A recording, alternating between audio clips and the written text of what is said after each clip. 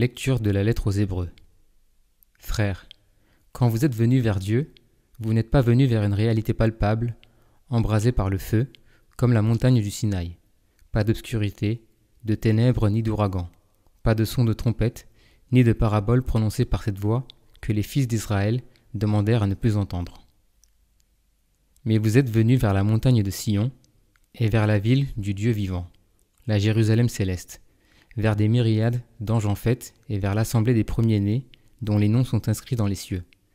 Vous êtes venus vers Dieu, le juge de tous, et vers les esprits des justes amenés à la perfection. Vous êtes venus vers Jésus, le médiateur d'une alliance nouvelle.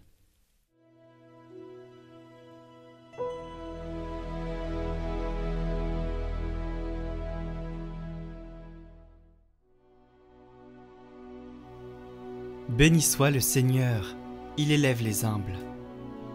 Les justes sont en fête, ils exultent devant la face de Dieu, ils dansent de joie. Chantez pour Dieu, jouez pour son nom. Son nom est le Seigneur, dansez devant sa face. Père des orphelins, défenseur des veuves, tel est Dieu dans sa sainte demeure. À l'isolé, Dieu accorde une maison. Aux captifs, il rend la liberté. Tu répandais sur ton héritage une pluie généreuse. Et quand il défaillait, toi, tu le soutenais. Sur les lieux où campait ton troupeau, tu le soutenais. Dieu qui est bon pour le pauvre. Béni soit le Seigneur, il élève les humbles.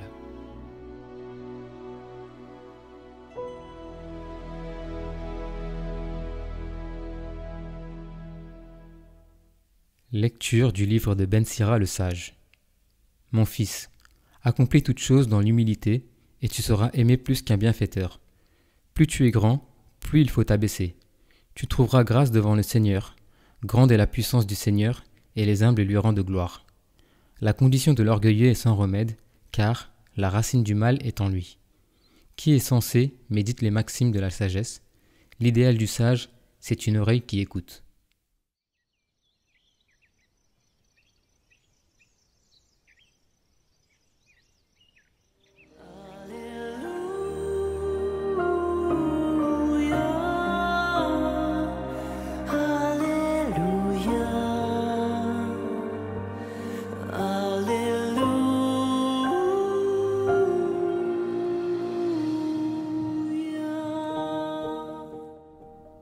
Évangile de Jésus-Christ selon saint Luc. Un jour de sabbat, Jésus était entré dans la maison d'un chef des pharisiens pour y prendre son repas, et ces derniers l'observaient. Jésus dit une parabole aux invités lorsqu'il remarqua comment ils choisissaient les premières places. Et il leur dit : « Quand quelqu'un t'invite à des noces, ne va pas t'installer à la première place, de peur qu'il ait invité un autre plus considéré que toi. Alors, celui qui vous a invité, toi et lui, viendra te dire : cède-lui ta place. Et à ce moment, tu iras plein de honte prendre la dernière place. Au contraire, quand tu es invité, va te mettre à la dernière place. Alors, quand viendra celui qui t'a invité, il te dira : mon ami, avance plus haut. Et ce sera pour toi un honneur aux yeux de tous ceux qui seront à table avec toi. En effet, quiconque s'élève sera abaissé, qui s'abaisse sera élevé.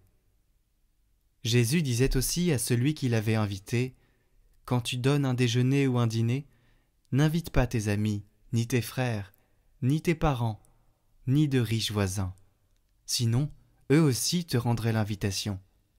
Et ce serait pour toi un don en retour. Au contraire, quand tu donnes une réception, invite des pauvres, des estropiés, des boiteux, des aveugles. Heureux seras-tu, parce qu'ils n'ont rien à te donner en retour. Cela te sera rendu à la résurrection des justes.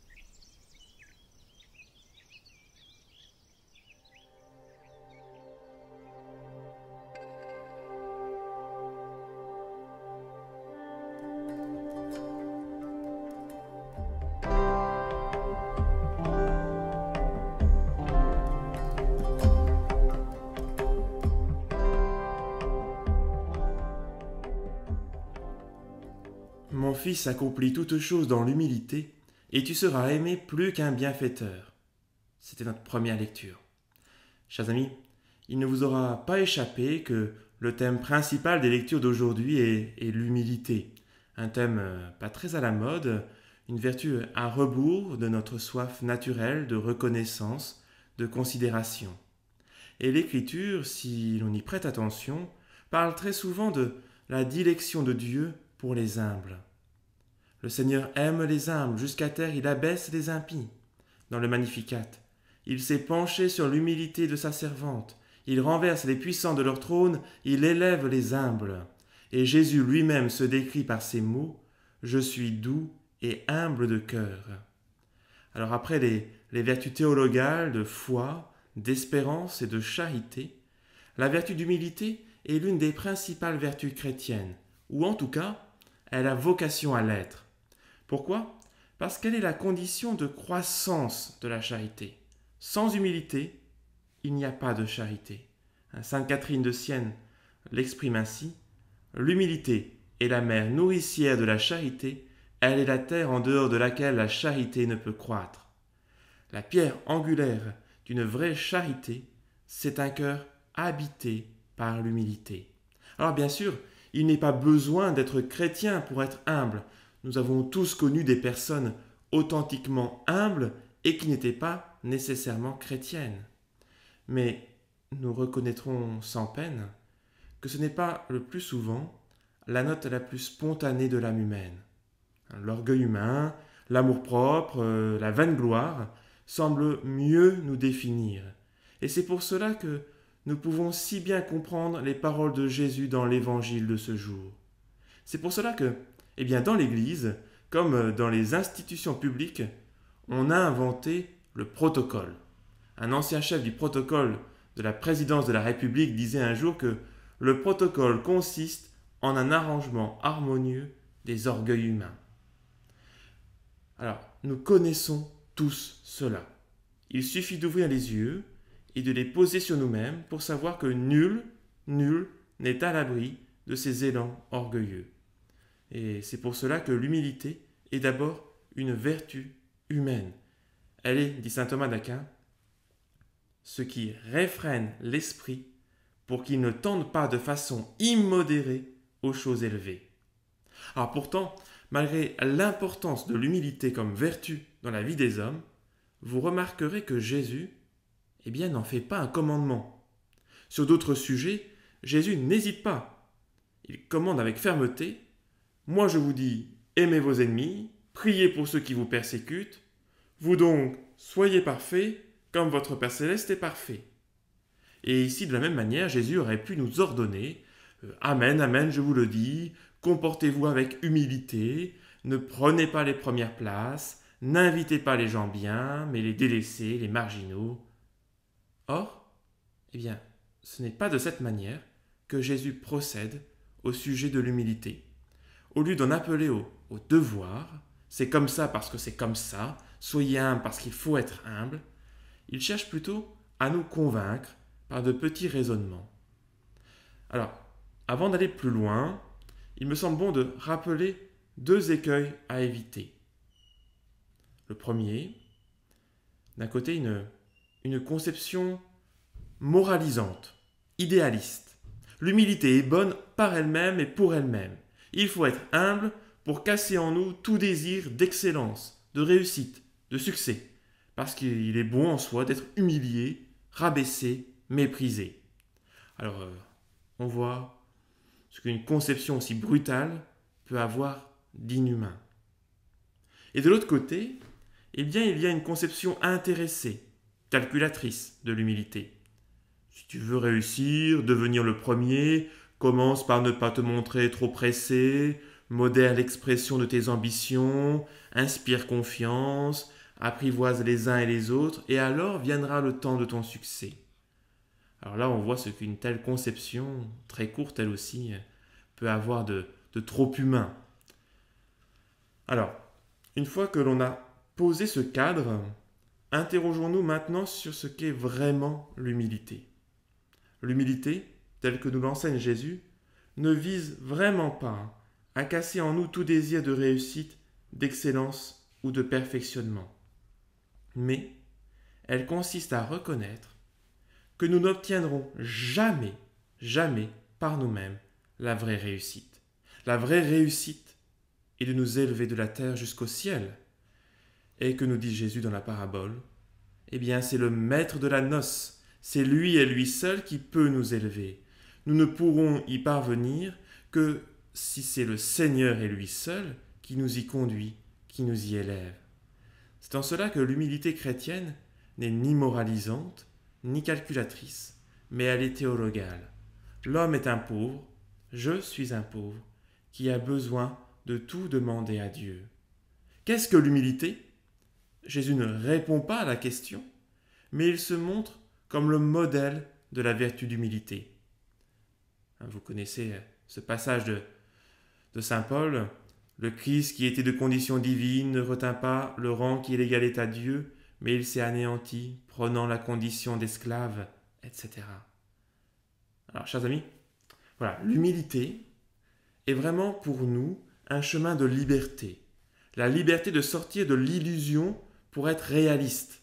Et le réalisme sur nous-mêmes, c'est de constater que nous ne sommes ni des moins que rien, ni tellement sensationnels, mais pauvres, limités, tout en ayant des talents, des compétences, et en même temps minables parfois, et fragiles toujours. Nous n'avons pas besoin de nous sous-estimer artificiellement pour nous abaisser, il suffit de nous regarder tels que nous sommes. Chers amis, eh bien, je vous ferai grâce des 12 degrés de l'humilité que saint Benoît a inscrit dans sa règle, mais écoutons vraiment Jésus qui nous dit « Quiconque s'élève sera abaissé, qui s'abaisse sera élevé. » Oui, vivre humblement n'est pas inné pour nous. Il est essentiel de prier chaque jour pour obtenir cette grâce. Et je vous y invite vraiment. Comme l'enseigne le Saint Curé d'Ars, chaque jour, nous devrions demander à Dieu de tout notre cœur la vertu de l'humilité et la grâce de comprendre que nous ne sommes rien par nous-mêmes et que notre bien-être corporel et spirituel vient de lui seul. Chers amis, priez pour recevoir et vivre d'une grâce, de cette grâce. Heureux ceux qui sont humbles de cœur, le royaume des cieux est à eux. Comme saint Augustin l'enseigne, où est l'humilité, là est la charité. Que la bénédiction de Dieu, Père, Fils et Saint-Esprit descende sur vous tous et repose à jamais. Amen.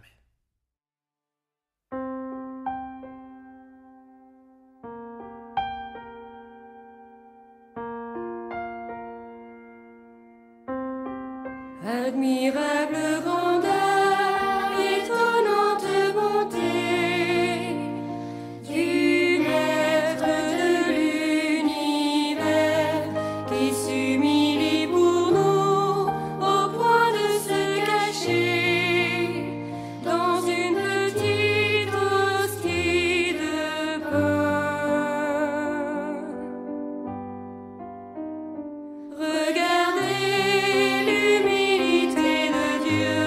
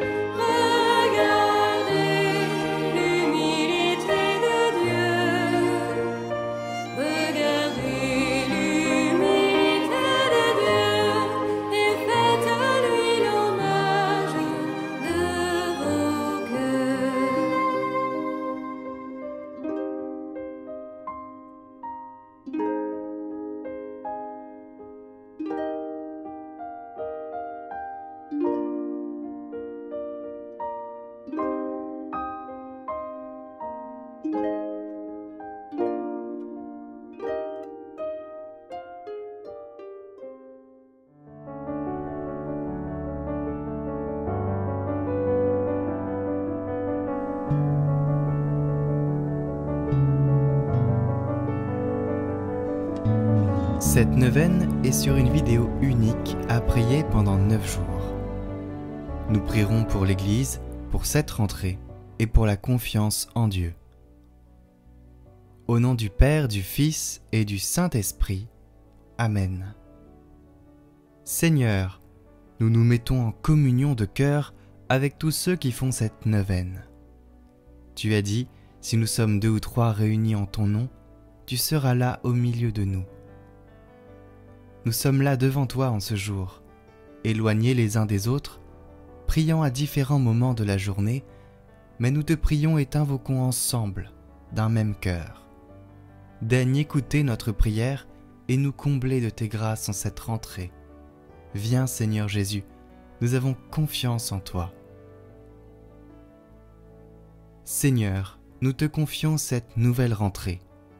Pendant cette année, nous aurons à nous réjouir de bonnes nouvelles et nous aurons à affronter des moments difficiles. Donne-nous la force de les vivre pleinement. Nous t'offrons d'avance ces bonheurs et malheurs. Accorde aux enseignants et aux formateurs l'enthousiasme de transmettre leur savoir et de faire grandir les jeunes. Donne-leur la joie de retrouver leurs collègues et d'accueillir les nouveaux. Que leur diversité soit une richesse au service de l'éducation des jeunes qui leur sont confiés. Donne aux enfants et aux jeunes d'apprendre et d'acquérir les connaissances intellectuelles, professionnelles et humaines pour devenir des acteurs responsables de ce monde et le servir au mieux. Que leurs parents puissent les accompagner avec justesse et amour. Fortifie les employés dans leurs tâches quotidiennes au service de tous. Que leur travail soit respecté et reconnu de tous. Que l'équipe éducative s'ouvre toujours plus aux valeurs de l'Évangile dans le respect des différences. Donne-nous d'être attentifs à chacun et de te reconnaître en tous et particulièrement dans les plus pauvres. Puissions-nous agir ensemble pour que la réussite soit en chacun de nous. Rappelons-nous que tu nous combles de joie.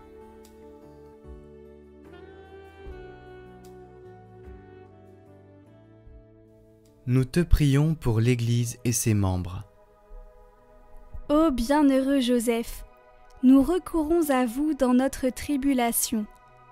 Et, après avoir imploré le secours de votre très sainte épouse, nous sollicitons aussi, en toute confiance, votre patronage. Au nom de l'affection qui vous unit à la Vierge Immaculée, Mère de Dieu, au nom de l'amour paternel dont vous avez entouré l'enfant Jésus, nous vous supplions de jeter un regard propice sur l'héritage acquis par Jésus-Christ au prix de son sang et de nous assister de votre puissance et de votre secours dans nos besoins. Ô gardien très vigilant de la Sainte Famille, protégez la famille privilégiée de Jésus-Christ. Père très aimant, préservez-nous de toute contagion, de la corruption et de l'erreur. Protecteur très puissant, soyez-nous secourables et assistez-nous du haut du ciel dans le combat que nous avons à soutenir contre la puissance des ténèbres. Et de même qu'autrefois, vous avez arraché l'enfant Jésus au péril de la mort, défendez aujourd'hui la Sainte Église de Dieu contre les embûches de l'ennemi et contre toute adversité. Et couvrez-nous de votre constante protection, afin que nous puissions, à votre exemple et par votre assistance, vivre saintement, mourir pieusement et obtenir l'éternelle félicité dans le ciel. Amen. Prière de confiance. Seigneur, tu as dit, il n'y a pas de petits soucis. Alors, je te confie ce qui me tracasse pour cette rentrée.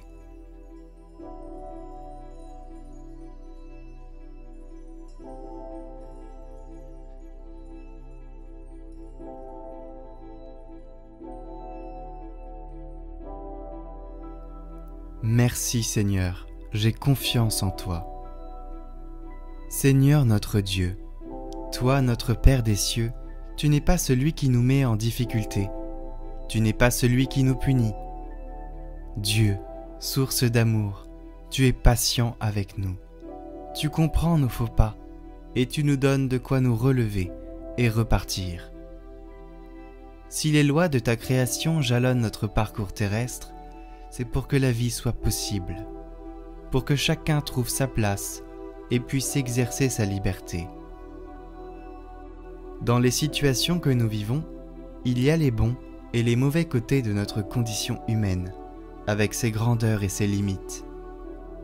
Ne nous laisse pas nous enfermer dans des horizons trop étroits. Apprends-nous à nous dépasser en nous appuyant sur ta parole. Seigneur, en toutes circonstances, tu n'es pas l'absent qui nous abandonne. Tu es présence discrète qui nous accompagne et qui nous encourage intérieurement. Rien n'est écrit d'avance et notre destinée est surtout le fruit de nos choix, même si tu es le maître du temps et que ta vérité finira toujours par être reconnue. C'est ainsi qu'éveillé par ta parole, tu nous appelles chaque jour à choisir la vie et à préférer les chemins de ton royaume, où seul l'amour a de l'importance et de la valeur. Ton appel guide nos pas vers le monde à venir. Avec cette espérance, la réalité du monde se découvre à nos yeux.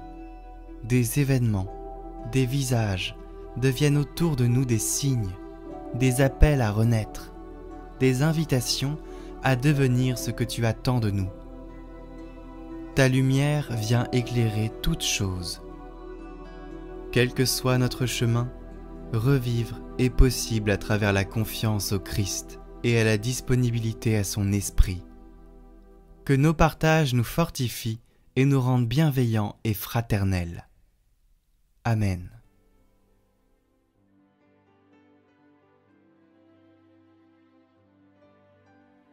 Notre Père qui êtes aux cieux, que votre nom soit sanctifié, que votre règne vienne, que votre volonté soit faite sur la terre comme au ciel. Donnez-nous aujourd'hui notre pain de ce jour. Pardonnez-nous nos offenses, comme nous pardonnons aussi à ceux qui nous ont offensés. Et ne nous laissez pas entrer en tentation, mais délivrez-nous du mal. Amen. Je vous salue Marie, pleine de grâce, le Seigneur est avec vous. Vous êtes bénie entre toutes les femmes, et Jésus, le fruit de vos entrailles, est béni. Sainte Marie, Mère de Dieu, priez pour nous, pauvres pécheurs, maintenant et à l'heure de notre mort. Amen. Gloire au Père et au Fils et au Saint-Esprit, comme il était au commencement, maintenant et pour les siècles des siècles. Amen. Prions pour toutes les intentions déposées en commentaire cette semaine. Notre Père, qui es aux cieux, que ton nom soit sanctifié, que ton règne vienne, que ta volonté soit faite sur la terre comme au ciel. Donne-nous aujourd'hui notre pain de ce jour. Pardonne-nous nos offenses, comme nous pardonnons aussi à ceux qui nous ont offensés. Et ne nous laisse pas entrer en tentation, mais délivre-nous du mal. Amen. Je vous salue Marie, pleine de grâce, le Seigneur est avec vous. Vous êtes bénie entre toutes les femmes, et Jésus, le fruit de vos entrailles, est béni. Sainte Marie, Mère de Dieu, priez pour nous pauvres pécheurs, maintenant et à l'heure de notre mort. Amen.